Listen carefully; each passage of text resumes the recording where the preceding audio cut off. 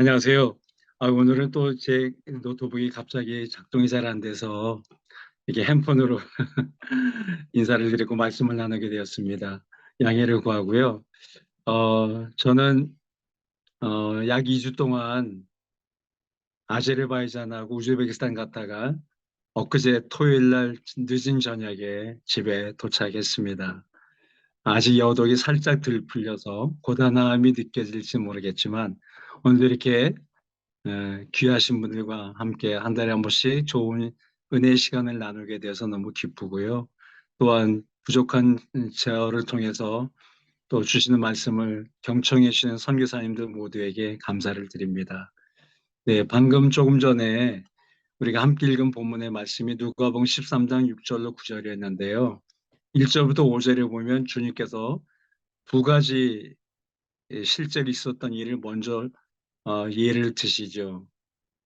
빌라도가 갈릴리 사람 그 피를 제물에 섞은 일과 또 실로암 망대가 무너져 18사람이 죽은 사건을 예로 들으시면서 그 당시 유대인들의 어떤 전통적인 해석은 어떤 사고로 또 재앙을 만나 누가 희생당하거나 죽임을 당하면 무슨 감추어진 죄가 있거나 마땅한 어떤 벌 받을 것이 있기 때문에 보응을 당한 거다. 이렇게 해석하고 생각하는 경우가 많았는데 주님께서 그 내용을 예로 들으신 것은 그것이 아니라 바로 이 말을 듣는 너희도 회개하지 아니하면 이런 어려움을 당할 수 있다라는 그 실제로 주님의 말씀을 들었던 사람들에게 회개를 촉구하기 위해서 있었던 실리를 들으셨던 것이죠. 그러면서 이제 바로 오늘 본문의 말씀이 비유의 말씀을 주님이 하십니다. 그 포도원에 무화과 나무가 심겨진 것이 있었다. 여건과 기간은 충분했는데 열매를 맺지 못했다. 그래서 찍어버리라고 했더니 포도원 측이 즉 주님을 그렇게 상징한 거죠. 주인은 하나님이시고 여기 말하는 포도나무와 무화과 나무는 둘 다 유대인 즉 이스라엘 백성들을 가리키는 상징적인 표현인데요. 한 해만 더 참아 주십시오. 두루 파고 거름을 주겠습니다. 그리고도 열매를 맺지 못하면 찍어버려 주십시오. 여기 말한 찍어버리란 말은 곧 하나님의 종말론적 심판을 이렇게 상징적으로 표현하신 것이지요. 이 내용 속에서 저는 오늘 제목으로 값을 하자라는 것을 잠시 좀 묵상하고 나누고 싶습니다. 이미 이 비유의 말씀에 기록된 대로 포도원에 무화과 나무가 심겨져 있다라고 말씀했습니다. 이사야서 5장 7절에 보면 이 포도나무는 이스라엘 사람들, 이스라엘 백성 유다인들이라고 그렇게 말씀하고 있으십니다. 무화과 나무 또한 유대인들을 가리키는 비유의 표현이었습니다. 그러니까 포도원에 즉 포도나무가 주로 심겨진 포도원에 무화과 나무가 심겨져 있단 말은 사실은 포도원은 포도나무들이 있는 곳인데 포도나무보다 훨씬 큰 무화과 나무가 심겨져 있었다는 것이죠. 그런데 그 나무가 열매를 맺지 못했다는 겁니다. 본문에 있는 대로 3년 동안이야 와서 구했지만 얻지 못했다. 이렇게 표현을 하셨어요. 학자들마다 약간의 해석의 차이는 있겠는데요. 여기 말은 3년은 이 나무가 3살 됐다는 뜻은 아닙니다. 열매를 거둘 수 있는 때로부터 3년을 내려와서 열매를 구했지만 얻지 못했다라는 그런 표현이 더 정확한 표현이라고 볼 수가 있겠습니다.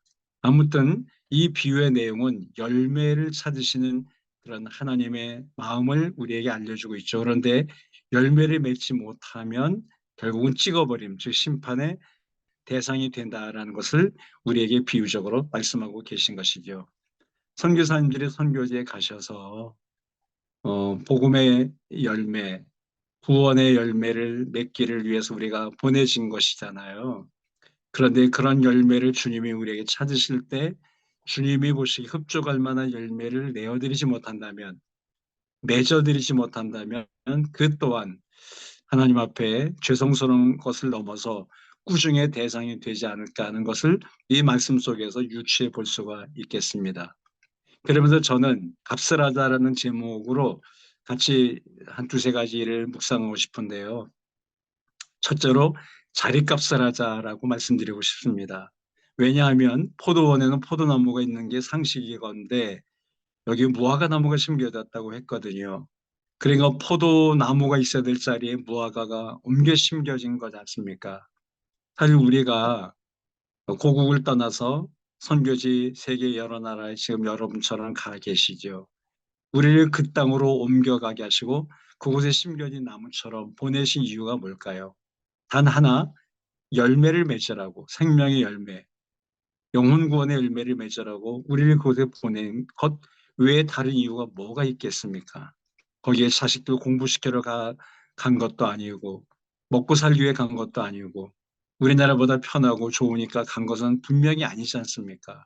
힘들고 어렵지만 그곳에 지금 선교사님들이 가 계신 단 하나의 유일한 이유는 주님이 원하시는, 주님이 찾으시는 열매를 맺게 하기 위함인데 그런 열매를 지난 5년 혹은 10년 혹은 어떤 분은 20년도 넘으셨겠죠. 그동안 주님이 보시 흡족할 만한 열매를 맺지 못했다면 그 또한 주님 앞에 참으로 꾸중감이다라고 말씀드릴 수 있겠습니다.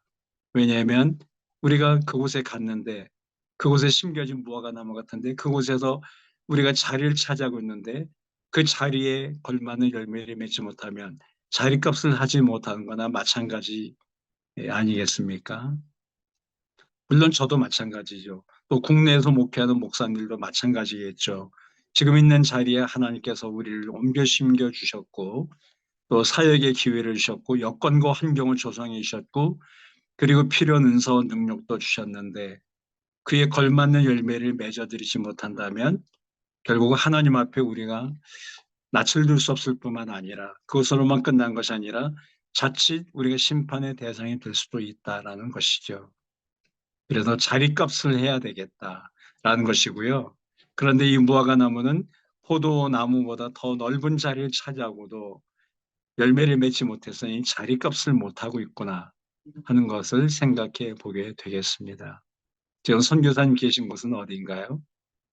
그리고 그 자리에서 그동안 지난 오랜 세월 동안 주님 우리에게 기회를 주시고 여건을 마련해 주셨지만 우리가 보기에는 또한 주님 보시기에 흡족한 열매를 맺어드리지 못했다면 과연 나는 자리값을 하고 있는 사람인가? 라는 것을 한 번쯤은 생각해 보는 이 아침이 됐으면 좋겠습니다. 두 번째는 이름값을 못하고 있지 않나. 무화과는 말 그대로 없을 무자 꽃화자 열매가 짜니까 꽃이 없이 열매를 맺는 뭐 나무다 이런 뜻이 되겠는데 사실 아시는 대로 무화과는 꽃이 없는 것이 아닙니다. 꽃을 피우는데 꽃이 보이지 않을 뿐이죠. 왜냐하면 과실 속에 꽃이 피기 때문이죠. 꽃을 감추는 것이죠. 사실 무화과 먹어보신 분은 아시지만 맛있잖아요. 남자들보다 대체적으로 여성분들이 더 좋아하시는 것 같아요. 사실 우리에게 좋은 영양을 공급해 주는 열매인데요. 그런데 꽃이 없는 것이 아니라 사실 꽃이 있지만 감추는 것이죠. 어떻게 보면 겸손의 상징이라 할 수가 있겠습니다. 우리도 주의 일을 하면서 종종 자기도 알게 모르게 순간순간 불쑥불쑥 우리를 드러낼 때가 많은 게 사실인 것 같아요. 제가 그렇거든요. 겸손한 체 하지만 겉으로는 겸손한지 모르지만 사실은 속으로는 은근히 오만하고 교만할 때가 많은 게 저 자신의 모습이거든요. 무화과처럼 꽃은 피지만 꽃을 드러내지 않고 밖으로 보이지 않고 안으로 감추는 그런 겸허한 모습을 이 무화과라는 이름 속에서 한번 찾아보고 싶습니다. 우리는 목사란 이름으로 혹은 선교사란 이름으로 세계 곳곳에 나가 있습니다. 그런데 과연 목사란 이름 담은 목자의 삶을 살고 있는가? 그리고 우리에게 맡겨진 양들 앞에 부끄러움이 없는 선교사의 삶을 살고 있는가? 이름값을 하고 있는가? 선교사가 뭐 다른 거 아니잖아요. 선교하는 사람이란 뜻인데 선교가 뭐겠습니까? 영혼 구원하고 하늘의 진리를 땅에 속한 자들에게 가르쳐주고 전해주는 그런 스승이란 뜻일 텐데 과연 우리가 그 이름에 걸맞는 삶을 지금까지 살아왔을까? 물론 대부분 그렇게 살아오셨겠지요. 그러나 때때로 부분 부분에 있어서 이름에 걸맞지 않은 삶을 살거나 행동을 하거나 그런 초라하고 나약하고 연약한 모습을 동료들에게 혹은 주님께 보인 적은 없는지를 이 무화과란 이름을 생각해 보면서 한 번쯤 다시 묵상하는 이 아침을 갖고 싶습니다. 주님은 말씀 그대로 겸손의 상징이시잖아요. 아신 대로 마태복음 11장 29절에서 나는 마음이 온유하고 겸손하니 곧 나의 멍에를 메고 배우라 이렇게 말씀하셨어요. 주님께서 성경 전체에서 자기에게 뭔가를 배우라고 말씀한 것은 딱 거기 하나밖에 없습니다. 능력 행하는 법을 배우라고 말씀하지도 않았고 교회를 성장시키는 법을 배우라고 말씀하지도 않았고 심지어 전도를 잘하는 법을 배우라고 하시도 않으셨어요. 단 하나 나는 마음이 온유하고 겸손하다.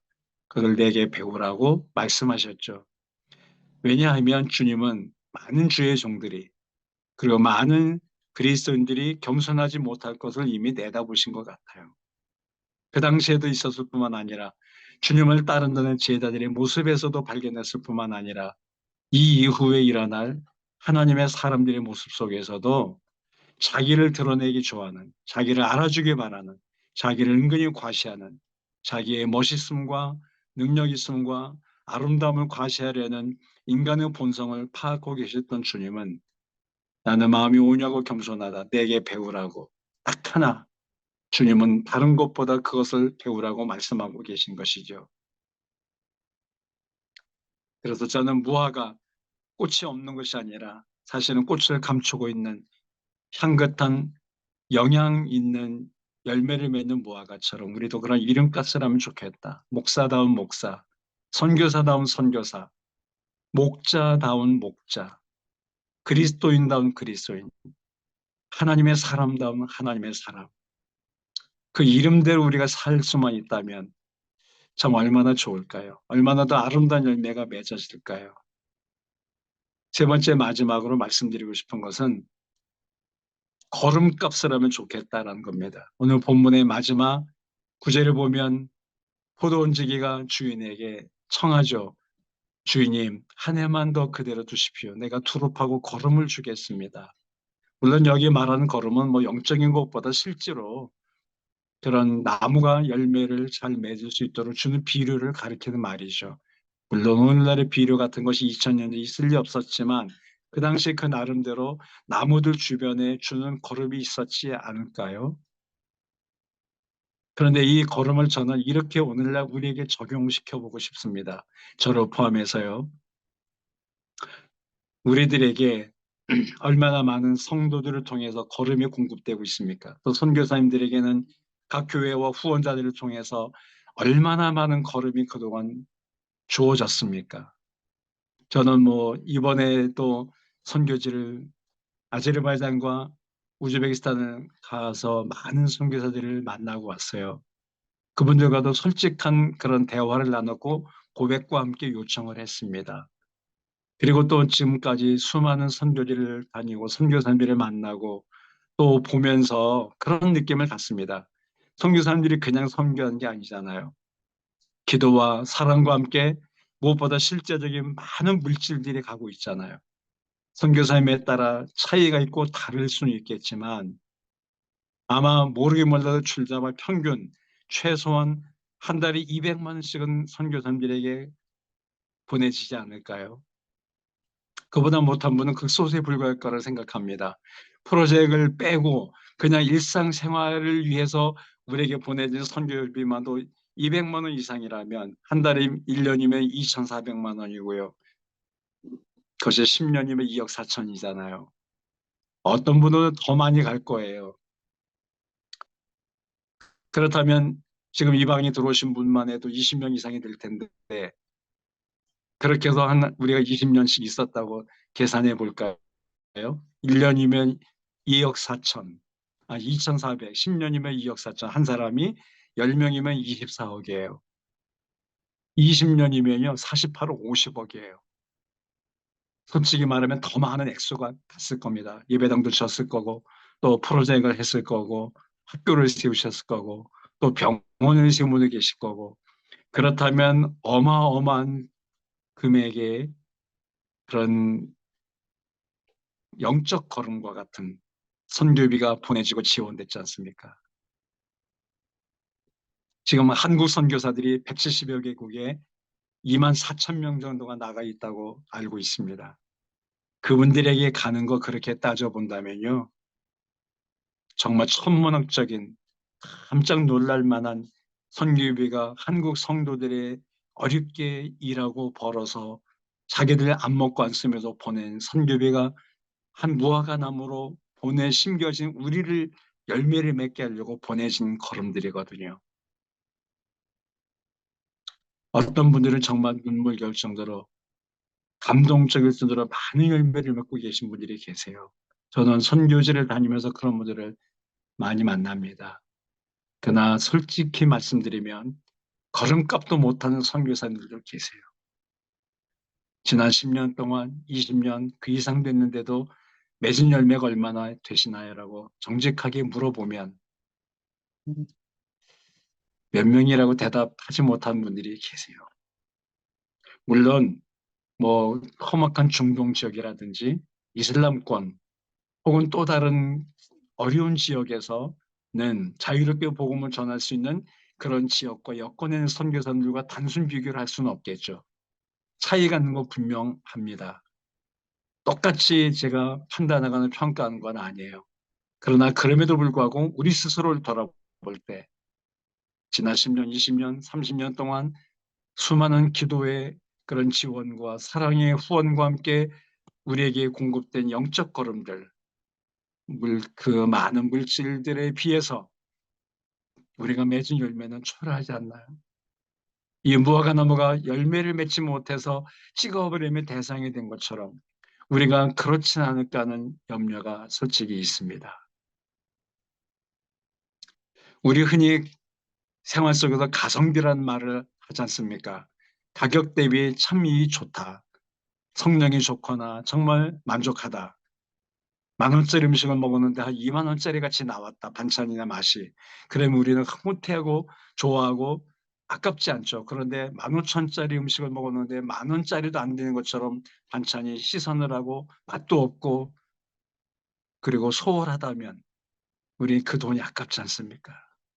하다못해 음식을 한 그릇 먹고도 가성비를 따지는 법인데 우리가 영혼 구원을 위해서 각자의 그런 영적 포도원에 보내진 심겨진 무화과 나무 같은 존재들로 그 자리에 가 계시는데 자리값도 못하고 이름값도 못하고 더더욱 실제적인 걸음값을 하지 못하고 있다면 하나님 앞에 죄송하고 성도들 앞에 우리를 섬겨준 화성교회와 혹은 여러 곳에서 우리를 위해 기도하며 물질로 돕는 후원자들에게 사실 부끄러운 일이고 죄송스러운 일이죠. 그래서 저는 오늘 주님께서 비유로 말씀하신 사실 이 비유의 주제는 회개입니다. 그 앞서 말한 두 가지 실례를 들면서 너희도 회개하라는 거예요. 그런데 여기서 우리에게 주어지는 그런 고마운 것은 바로 찍어버리지 않고 열매를 못 맺었다고 1년의 유예 기간을 줬다는 것입니다. 즉 하나님은 회개해야 될 대상이 회개할 수 있도록 기회를 주신다는 것이죠. 다시 투입할 수 있는 기회를 주시고 그리고 걸음을 다시 주겠다라는 거거든요. 은혜 아닙니까? 어쩌면 지금 우리가 이 찍어버림의 대상 같은 무화과처럼 살고 있지는 않는지, 만약 그렇다면 조금이라도 그런 걸 느낀다면 우리가 깊이 회개하는 마음으로 투입하고 걸음을 준다는 것처럼 정말 우리가 하나님의 은혜의 성령의 도심과 그분의 능력 앞에 무릎을 꿇고 구해야 될 것입니다. 주님, 제가 열매를 맺을 테니 조금만 기다려 주십시오. 주님이 찾으신 열매, 주님이 원하시는 열매, 주님이 기뻐하신 열매, 하나님의 이름을 부끄럽게 하지 않는 영광 돌리는 열매를 맺겠습니다. 라고 우리가 기도해야 될 때인 것 같습니다. 그래서 주님은 누가복음 13장 6절로 9절의 비유의 말씀을 하신 것 같아요. 이 글을 읽는 너희가, 이 말을 듣는 너희가 바로 회개의 대상이다. 너희야말로 열매가 없다. 너희 주변을 두루파라. 내 신앙을 두릅하든지 내 사역을 두릅하든지 내 목회를 두릅하든지 너의 선교를 재점검하고 두릅하든지 해서 위로부터 주어지는 걸음을 공급받아 열매를 맺어라. 만약 그럼에도 불구하고 그런 은혜의 때와 기회를 다시 연장시켜 주시면 불구하고 열매를 맺지 못하면 그땐 찍어버릴 것이다. 라고 하신 이 말씀 앞에 우리는 두렵고 떨림으로 다시 서야 될 것 같습니다. 저를 포함해서요. 저도 세계 순회 선교사의 삶을 살고 있기 때문에 이름에 걸맞는 그런 삶을 살아드려야 되는데 과연 정말 그렇게 잘 살고 있는지를 스스로에게 물어봐야 될 거고요. 이번에 아제르바이잔과 우즈베키스탄을 갔다 오면서 그런 부분에서 많이 생각을 했습니다. 그래서 이 말씀을 나누게 된 것 같아요. 이 방에 들어와 계신 편안선의 플랫폼 연대에 속한 이 자리에 들어오신 선교사님들을 다 겸손하시고 신실하시고 존귀하신 분이라고 믿어요. 그러니까 매일마다 이렇게 사모한 마음으로 또 간구하는 심정으로 이 방에 계시겠죠. 조금 전에 신승자 선교사님께서 기도하실 때 참 은혜가 됐어요. 겸손하게 그러나 또박또박 한 구절 한 구절의 기도의 내용들이 다 마음에 그리 비수같이 꽂히더라고요. 너무 좋았습니다. 다시 한번 저를 포함해서 우리 선교사님들 우리의 일터를 돌아보고 우리의 삶을 돌아보고 사역을 재점검하면서 나는 정말 값을 하고 있는지 은혜의 포도원에 심겨진 무화과 나무인데 자리값을 하고 있는지 이름값을 하고 있는지 그동안 오랜 세월 동안 정말 주님으로부터 성령의 도심을 통해서 그리고 교회들과 후원자들 통해서 크고 작은 많은 사랑과 섬김과 물질의 공급을 받았는데 과연 그 걸음의 영적 걸음 은혜와 사랑의 걸음에 합당한 열매를 맺었는지를 오늘 살짝 고민하는 마음으로 돌아본 시간이 됐으면 좋겠습니다.